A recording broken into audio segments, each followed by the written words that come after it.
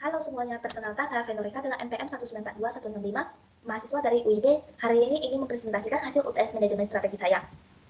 Perusahaan yang saya ambil untuk analisis kali ini yaitu PT Indofood Sukses Makmur Tbk. PT Indofood Sukses Makmur Tbk merupakan perusahaan yang berbasis di Indonesia yang utamanya bergerak dalam bidang industri pengolahan makanan. Perusahaan ini mengklasifikasikan bisnisnya menjadi 5 segmen. Yang pertama, produk konsumen bermerek, kedua bogasari, agrobisnis, distribusi, serta budidaya pengolahan sayuran. Perusahaan menjalankan bisnis produk konsumennya itu melewati anak perusahaannya yaitu PT Indofood CBP Sukses Makmur Tbk atau ICBP. Produk-produk ICBP mencakup produk susu, makanan ringan, biskuit, bumbu, penyedap makanan, minuman, serta makanan khusus yang bernutrisi. Bisnis bogasarinya terdiri dari produksi tepung gandum dan juga pasta. Beberapa merek utama bogasarinya adalah Cakra Kembar dan juga Segitiga Biru. Segmen agrobisnisnya mencakup budidaya minyak kelapa sawit dan penggilingan serta produk minyak goreng, margarin, dan mentega. Analisis terhadap visi yang pertama, visi dari PT Indofood sendiri adalah menjadi perusahaan total food solution. Pendapat yang saya berikan adalah dari visi PT Indofood Sukses Makmur Tbk itu sudah sesuai dengan operasi bisnis perusahaannya. Hanya saja penyampaian visi yang kurang jelas dan sehingga harus diperjelaskan lagi. Yang kedua, analisis misi dari PT Indofood yang pertama memberikan solusi atas kebutuhan panggang secara berkelanjutan. Kedua, senantiasa meningkatkan kompetensi karyawan proses produksi dan teknologi. Yang ketiga, memberikan kontribusi bagi kesejahteraan masyarakat dan lingkungan secara berkelanjutan. Dan yang keempat, meningkatkan stakeholder value secara berkesinambungan. Nah, pendapat saya terhadap misi ini, misi dari PT Indofood sudah tergolong bagus. Hanya saja boleh mencoba menambahkan dasar kepercayaan atau etika PT Indofood Sukses Makmurnya itu sendiri. Nah, selanjutnya adalah analisis terhadap five cost-nya. Yang pertama, rate of new entrants. Ini termasuk tinggi, karena permintaan mie instan di Indonesia ataupun luar negeri itu termasuk tinggi, sehingga sangat besar berkemungkinan itu membuat inovasi produk yang lebih bagus, lebih baru itu muncul dan mengalahi PT Indofood. Mungkin saja seperti merek Indomie, dia bertemu dengan merek mie sedap. Sehingga perusahaan harus merencanakan strategi untuk menangani ini. Yang kedua adalah threat of substitute product.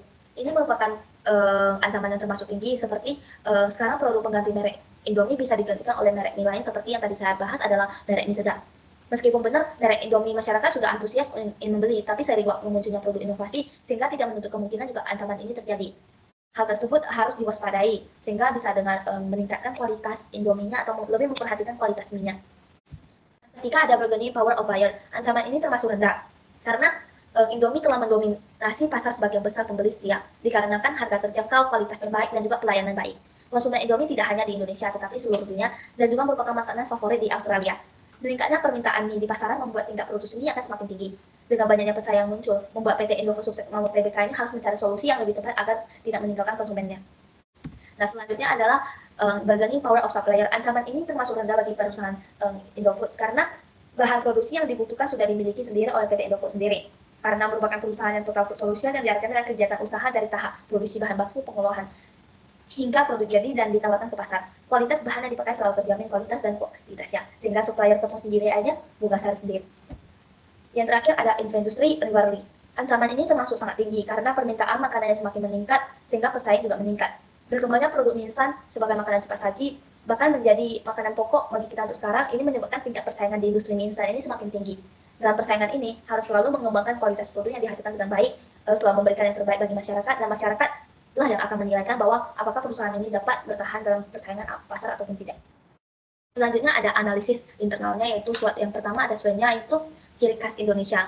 PT Indofood berusaha untuk menghadirkan atau memproduksi produk-produk khas dalam negeri. Contohnya dia mengembangkan Indomie yang berbagai rasa seperti Indomie rasa soto, Indomie rasa arden dan balado, Indomie rasa bakso yang lebih cocok untuk lidah orang Indonesia.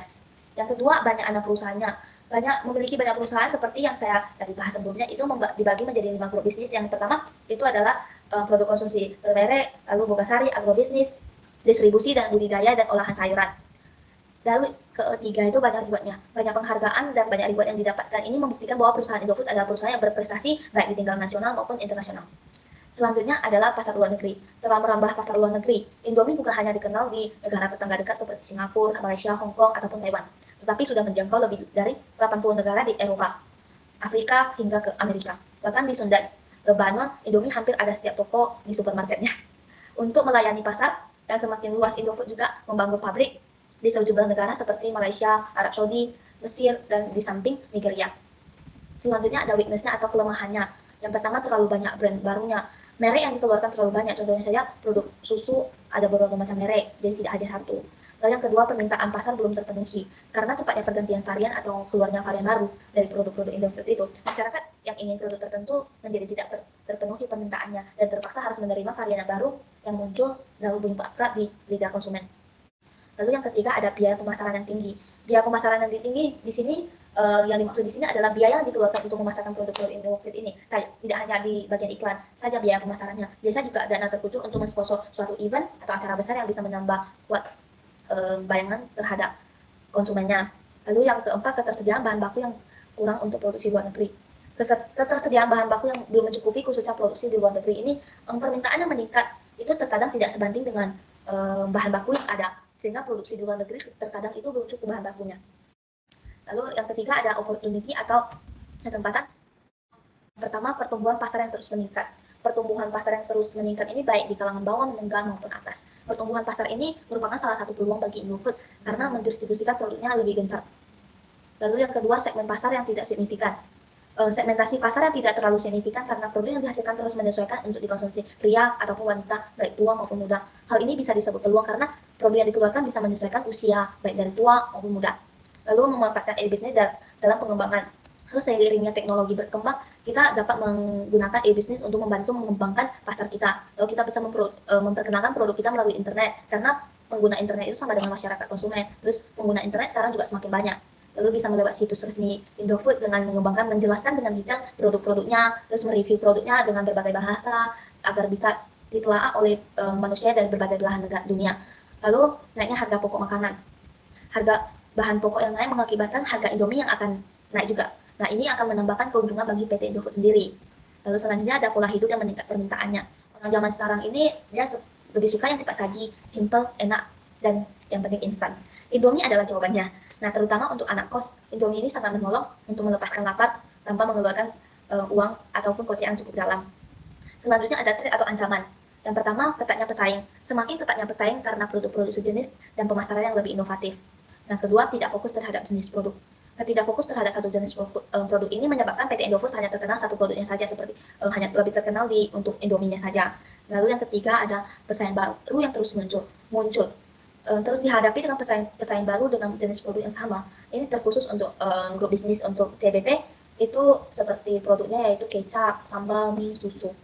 Nah, adanya substitusi atau barang pengganti untuk mie instan, seperti kayak ada pengganti mie instan, yaitu kita bisa makan roti. Jadi saat orang bosan atau mie instan sedang tidak tersedia, mereka bisa menggantikan konsumsinya itu dengan roti.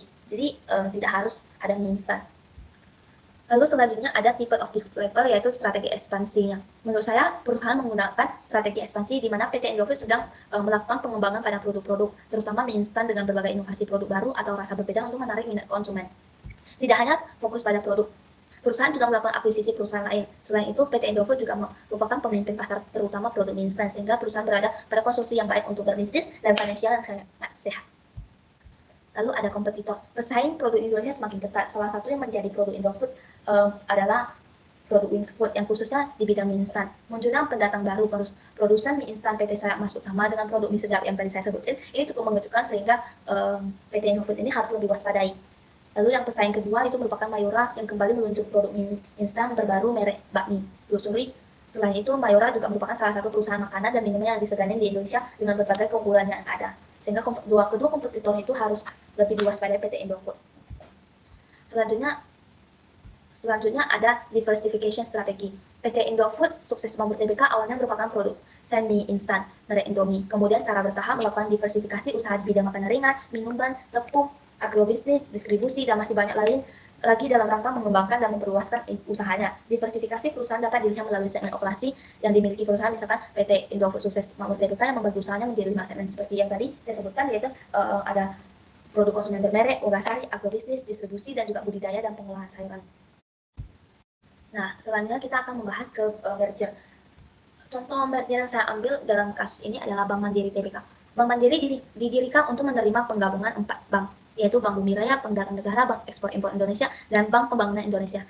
Setelah melakukan merger dan memberikan suntikan modal sebesar 174 triliun kepada Bank Mandiri pada 1999, sekarang pada hari ulang tahun Bank Mandiri kedua, kalau kita bisa lihat tahun 1998 sampai 1999, total aset Bank Mandiri hanya 240 triliun. Sekarang total aset Bank Mandiri adalah 1.600 triliun, sudah berlipat-lipat. Kinerja Bank Mandiri senantiasa mengalami perbaikan terlihat dari laba yang terus meningkat dari 1,18 triliun pada tahun 2000 hingga mencapai 5,3 triliun di tahun 2004 sampai dengan awal 2021. Bank Mandiri membukukan laba bersih yang didistribusikan kepada pemilik entitas induknya sebesar 12,5 triliun atau tumbuh 21,45% secara tahunan.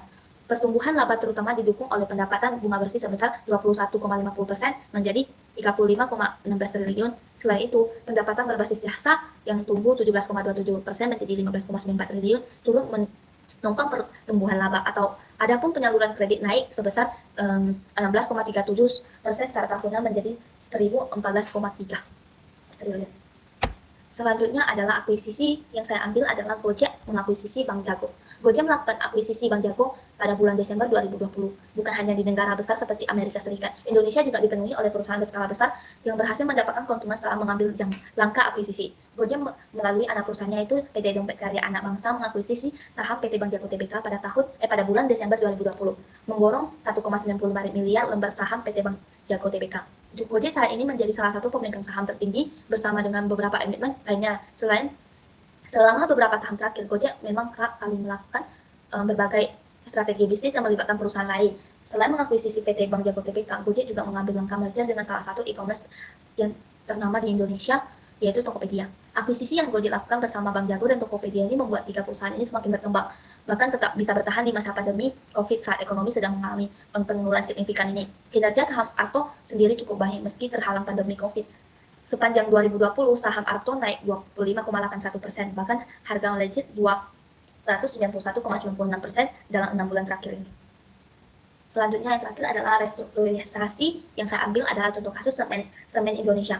PT Semen Indonesia Persero Tbk, dahulunya yaitu namanya PT Semen Gresik Persero Tbk, adalah produsen semen yang terbesar di Indonesia pada tanggal 20 Desember 2012, PT Semen Indonesia Persero Tbk ini resmi terganti nama dari sebelumnya yaitu PT Semen Gresik Persero Tbk. Penggantian nama tersebut sekaligus merupakan langkah awal dari upaya merealisasi terbentuknya strategi holding group yang ditargetkan dan diyakini mampu disinergikan seluruh kegiatan operasional. Saat ini kapasitas terpasang semen di Indonesia itu sebesar 29 juta ton semen per tahun dan menguasai sekitar 42% pasar semen domestik. Setelah restrukturisasi, Semen Indonesia mengalami peningkatan kinerja perseroan dibandingkan persaingan utama dengan revenue sebesar 24,501 miliar daripada pesaing utama yaitu 18,691 miliar. Selain itu, semakin banyak juga investor asing yang berencana melakukan investasi dalam industri semen Indonesia, seperti Angkle Coach Cement Company Ltd. Semen Indonesia juga berhasil menguasai pasar domestik sebesar 43,9% dan menjadi BUMN multinasional pertama di Indonesia. Terima kasih atas presentasi saya. Jika ada terjadi kesalahan, mohon maaf dan selamat malam.